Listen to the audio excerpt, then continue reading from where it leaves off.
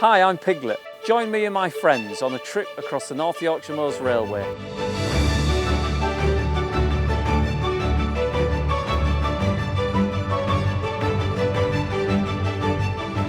So Sarah, it's really nice of you to join us on this journey on the railway, because I guess, you know, you're normally in the tea room, aren't you? But this is great to be out and on the railway line and seeing what everybody else gets to enjoy. It's brilliant. How long have you been with us then on the railway now? 3-4 years. Still loving it? Absolutely love it. The tea room's the hub of the railway, I think. I must admit, and it's where most of the sort of chats go on, isn't it? It's where everyone gets together. It's a hive of activity in the morning. Isn't it? The smiles on the faces, isn't it? When that engine comes into the station, there's nothing quite like it, is there? You know, the you steam. see kids excited, running out there to see the trains. They love it. The engines are the rock stars, ultimately, aren't they? They're the main event, but it's actually very much about the people. The people are what make the railway. Really and everybody who works on the railway and volunteers is passionate about what they do. They're here because they want to be and they love it. There can't be many places to work where actually people want to come and volunteer to do what you're doing. You know, and that's really special. Increasingly, you know, running a railway like this is very challenging, you know, and there's a lot of costs involved in that, a lot of skills that require to keep it going. So there's a lot of work still to do in the future to keep this railway up and running for future generations to enjoy. Yeah, and it's got to be kept going. We need the new generation coming along. There's no question, is there? We've got to keep this going, you know, because there's nothing that quite matches this. Is there any areas of the railway you'd like to have a look at or get involved in? I'd love to have a go on the footplate. Have you not been on the footplate? Tell you what, actually, we're coming up to a station, so if you want to come and have a look on the footplate and have a go, see if you can get us to the next station. Let's give it a go.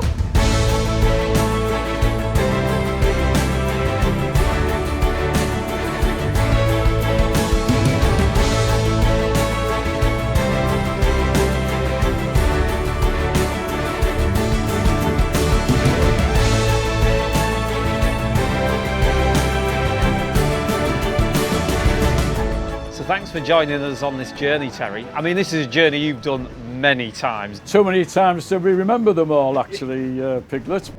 So what got you involved in the railway? I used to do photography, and then just by chance, we were able to get a ride on one of these. And I thought, wow, this is jolly decent. Yeah. And from that time on till the end of steam, I used to do that quite regularly. Around about the same time, the North Yorkshire Moors Railway was in its infancy, and it was just waiting there, sleeping. Yeah. Waiting for us to come, us enthusiasts to come and waking it up. Yeah, with some of, I mean, it's certainly waking things up now, isn't it? Absolutely. Yeah, and I think, I mean, back then, did you ever think about, you know, the future and what the railway would look like? I mean, there in its infancy, you were gathering steam engines up, you were helping put a railway together. It must have been hard to imagine back then about what the future was going to be like. Absolutely. I had a little bit of an inkling of what we might be involved in.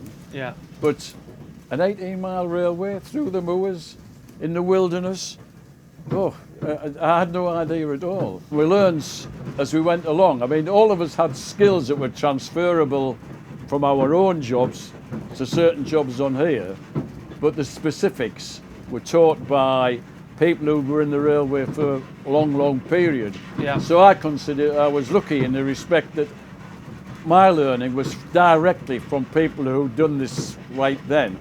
And through my career here, I've tried to pass those knowledge and skills on to those people I've worked with. Yeah, and I mean, that is exactly that. You've got that, that knowledge that you've passed on to the likes of me, and now I'm passing it on to our junior volunteers in the future. And that's what it's all about, this continuous progression of passing on knowledge, passing on skills, to make sure that the railway is here for another 50 years. Every volunteer and paid staff, we need everybody to keep this place running. The costs, coal and all the rest of it. This railway lines had to be renewed over time, new bridges, and we couldn't run a service here purely on the fares that we collect. If we stand still, inevitably we'll slide away into oblivion. And we don't want that, do we? No. We just want to move it forward and make it better and better.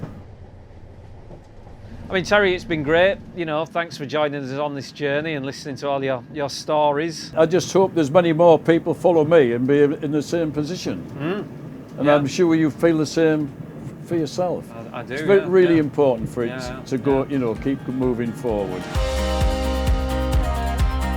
Thanks, Jack, for joining us on this journey on the Great Western Saloon. It's nice, very fancy.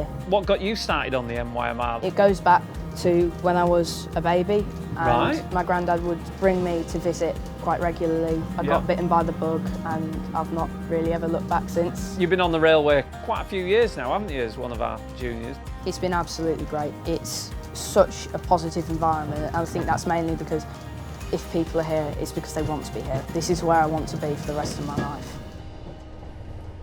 Right, so I think it's time for a bit of a quiz. I'm Yeah. slightly nervous about this, actually. Fair enough. What was the first rail vehicle to arrive on NYMR? First rail vehicle. Wasn't the little DMU rail bus thing? That's it. Yeah, it's a little 040 rail Yeah. bus, wasn't it? Bubble car, it was sort of called. Yeah. Well, I kind of got that one right, I'll tell Yeah. you. How many bridges are situated along the line between Gromont and Pickering? How many bridges? Whoa. I know there's a lot. I mean, that's one of the challenges of our railway, is the fact that there's a lot of infrastructure to maintain. So I'm going to pick a round number, I'm going to say 40. Painfully close. The answer's 36. 36, far out. Which two locomotives transported the Olympic torch in 2012? I do know one of them because I was on it, and that was 75029. And then when we took that from Whitby, we went to Gromont, and it was then transferred onto Sir Nigel Gresley Correct. and taken down to Pickering. That's right, yeah. Yes. How high is Gothland Summit? Now it tells you on the sign there, doesn't Yeah. it? How many times have I passed that? Is it 532 feet? Correct. Yes! Oh, I didn't think you'd get that one. How long is the double-track railway tunnel at Gromont Station? 240 foot. 238. That's a pretty good guess. Well, thanks for the quiz, Jack. Testing my knowledge and proving that I don't know quite everything. I look forward to working with you in the future and stuff like that, because I mean, you know, how important it is getting lads like you involved and lasses involved in keeping this railway running, because we've got another 50 years to do now. Through your donations, you have an opportunity to leave a real legacy to help keep the NYMR on track for future generations.